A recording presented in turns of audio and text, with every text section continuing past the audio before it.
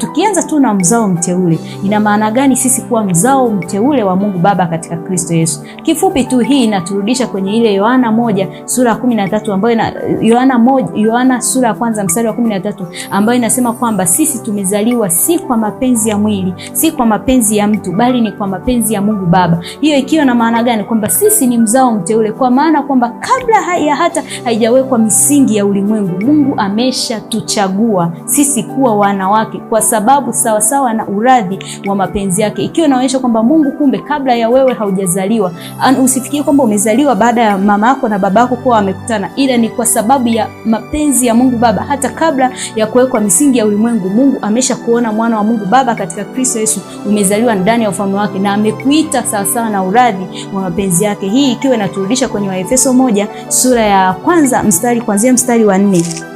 Waefeso 1 sura ya 1 kuanzia mstari wa 4 na wa 5 inatueleza kwamba kama vile alivyotuchagua katika yeye kabla ya kuwekwa misingi ya ulimwengu, ili tuwe watakatifu, watu wasio na hatia mbele zake katika pendo, kwa kuwa alitangulia kutuchagua ili tufanywe wanawe kwa njia ya Yesu Kristo, sawasawa na uradhi wa mapenzi yake.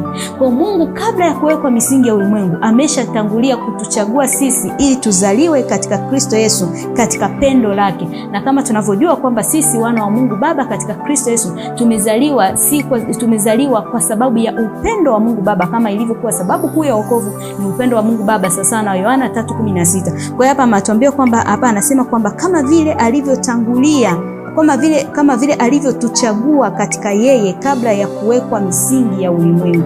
Kumbe Mungu Baba ameshatuchagua mimi na wewe mwana wa Mungu kabla ya hata